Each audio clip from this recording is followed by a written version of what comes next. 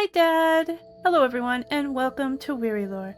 Welcome back to my Urban Legends of America series. Today, we'll be talking about urban legends from Colorado. In this video, we'll actually be talking about two of my favorite urban legends. Does that mean that they'll rank highly? Well, I guess we'll just have to wait and see. Before we jump into the urban legends, I found something cute in Colorado and just wanted to take a little side trip over to it. It's not really an urban legend, it's more of a tradition or a phenomenon. In Maysville, Colorado, there is a house that elicits upwards of 100 honks from cars each day. It is locally known as the Yellow Honk House. There is some murkiness behind why people honk, but the owner of the house says it's just for good luck. Some say it's actually the opposite, the honks being meant to keep wandering spirits at bay, making the Yellow Honk House tiptoe into urban legend territory. But I think we just need to leave it at good luck. I feel like everyone needs a little good luck nowadays. Alright, let's get on to the urban legends. Since there are two of my favorite urban legends in this video, we're going to do the odd man out first. Don't worry though, it's a good story, simply devilish. Christened as Route 666 in 1926, the highway that would eventually be known as Devil's Highway has a myriad of stories surrounding its entire length. The nearly 200-mile highway crosses 3 states: Mexico, Utah, and Colorado. I'm going to focus on one urban legend, one that plagued the highway for years and may still appear to this day to torment the motorists simply trying to drive home. It's said that Route 666 was evil, that everyone died on that road. Even after being renamed to Route 491 in 2003, there were paranormal experiences haunting the patrons of the highway. But none of these experiences were so dangerous as the ghost truck. A little aside here, I don't know why I'm such a fan of ghost vehicles over actual ghosts. I've been like this for a long time. Let's blame Supernatural. I am innocent in this. Anyway, the legend goes like this. Imagine this. You're driving alone at night, maybe tuning out the long stretch of abandoned road in front of you, when suddenly a vehicle appears on the horizon. You think nothing of it until you notice that it's moving fast, too fast, and it's driving in the middle of the road. By then, your adrenaline has kicked in, your reflexes saving you, and you swerve to the side of the road just in the nick of time as the semi-truck barrels past you. It's not until your heart rate calms down and your reasoning returns that it hits you. This truck wasn't normal. It was hazy, like a mirage, or maybe even engulfed in flame. You have just had an encounter with the mad trucker, and were lucky enough to make it out of it alive. Not all are lucky enough to have that outcome. Many perished to the serial killer ghost truck driving along the Devil's Highway. Reports of the mad trucker fell dramatically after the highway was renamed. Was it a coincidence? Was the Devil's number really powerful enough to curse an entire stretch of roadway? Well, that would be up to you. Was it all hysteria brought on by religious panic over an evil number? Or was there truly a ghost semi hunting down motorists on Route 666? You know, I think Colorado is a good state for urban legends. There's just something about a haunted or cursed highway that I really enjoy. I think it's because I know that I could be there. I've driven through Colorado multiple times. I might have even been on this road. There's a chance that I could experience this, and that makes it really interesting to me. Now, how does this stack up to the other urban legends I've looked into? I think rather well, actually. I'm going to give it a B rating. Though I think it's so close to an A that it might as well be between the lines. On to one of my favorite urban legends that I didn't actually know was in Colorado. I am ashamed. The one, the only, the mysterious and famous Stanley Hotel. I know, if you know anything about urban legends, you know about the Stanley Hotel. It's a phenomenon of its own, famous via its own history and not just its connection to a famous author who I used to look up to as the person who I wanted to be. If you don't know anything about the connection of the hotel to Stephen King, it's fairly simple. The Stanley Hotel inspired Stephen King's massively popular novel, The Shining. How did it do this? Different people report different scenarios. Some say that Stephen King had an honest-to-God paranormal experience inside the hotel. Others say he just had a nightmare, while yet others say it was his imagination run wild. Any way it goes, what happened solidified the idea for a novel. The imagery of a fire hose coming to life and chasing him or his son down a hallway was the spark that was needed for a literary masterpiece to come to life. But, as I alluded to before, the Stanley Hotel is not only famous because of Stephen King.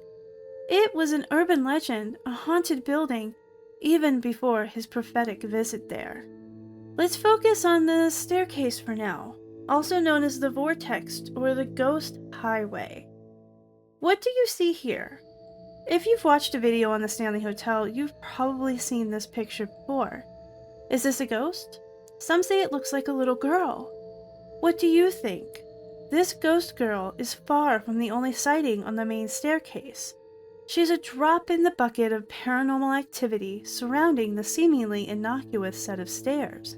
Other than that, there's the concert hall, a room where it's believed that the original owner's late wife still plays classical pieces, conducting a concert for a group of ghostly guests.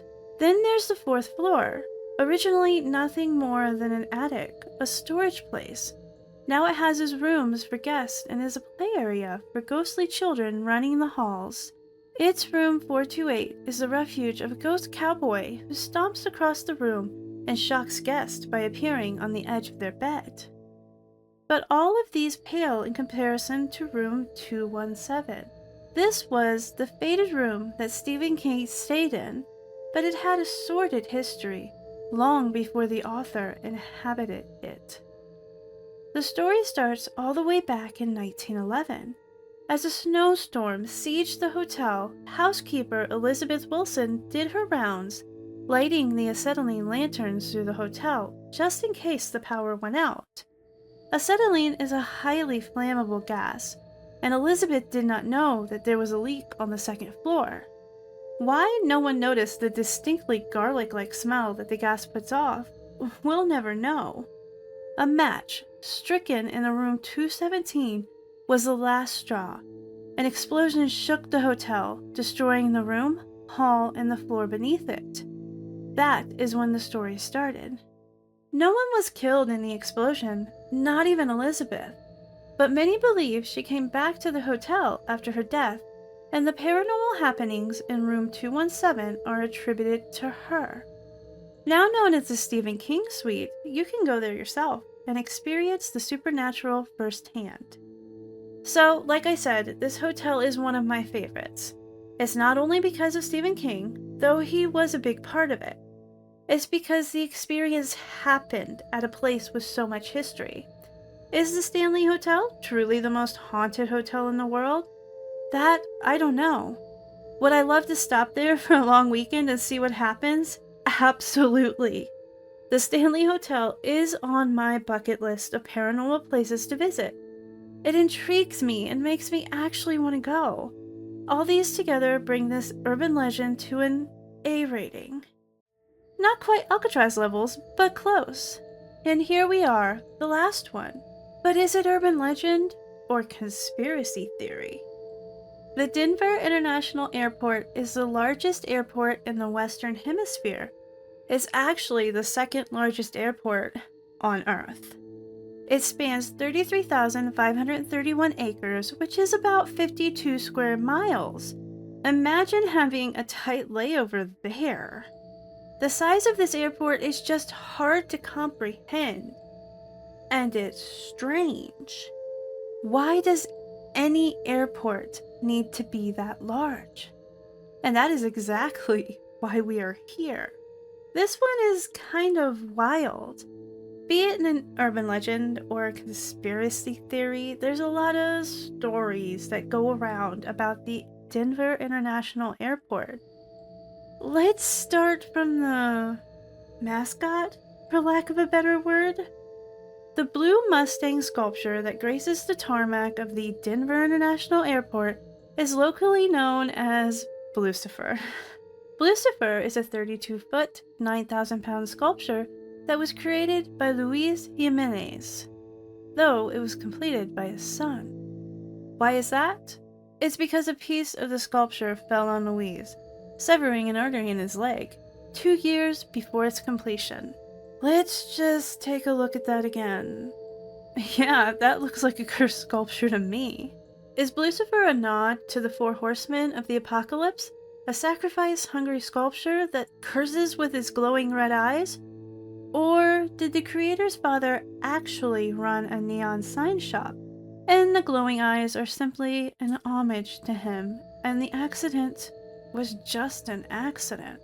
But that's far from all the rumors that revolve around the Denver International Airport. Let's talk about the size again. What is it used for?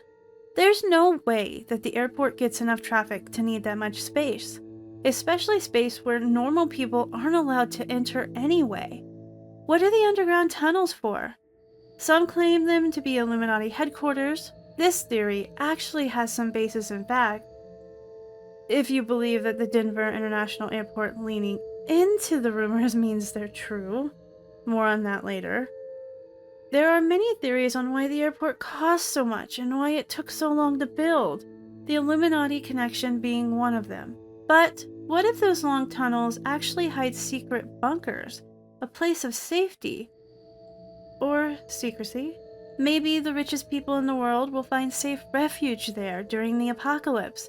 Or maybe they're already hiding aliens or lizardmen. Sorry. I really tried to keep a straight face.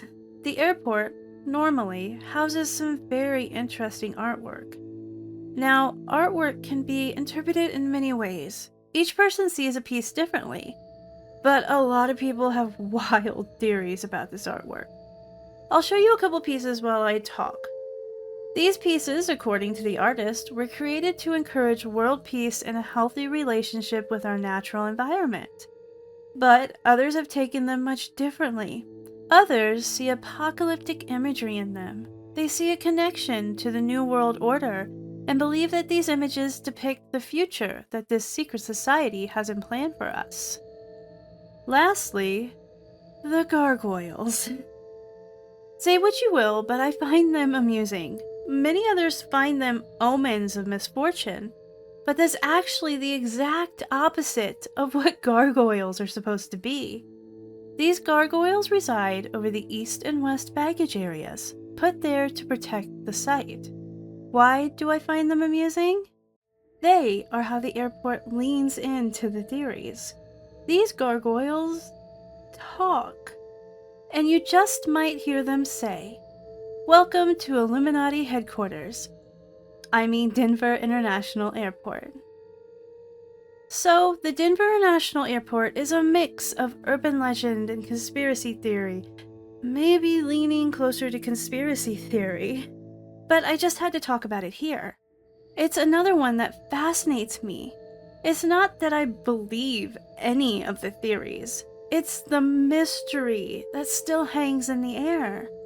What is this massive airport being used for? It can't just be for planes landing and taking off. Are we ever going to know? Are the higher-ups just messing with all of us? It's awesome, and it's infuriating at the same time. But, any way it goes, it's a fascinating subject to research, and for that, I give it an A rating. Congratulations to Colorado! 2 A's and 1 B. I would even be fine with that report card. But, like with every state, did I miss a good urban legend from Colorado that I need to know about?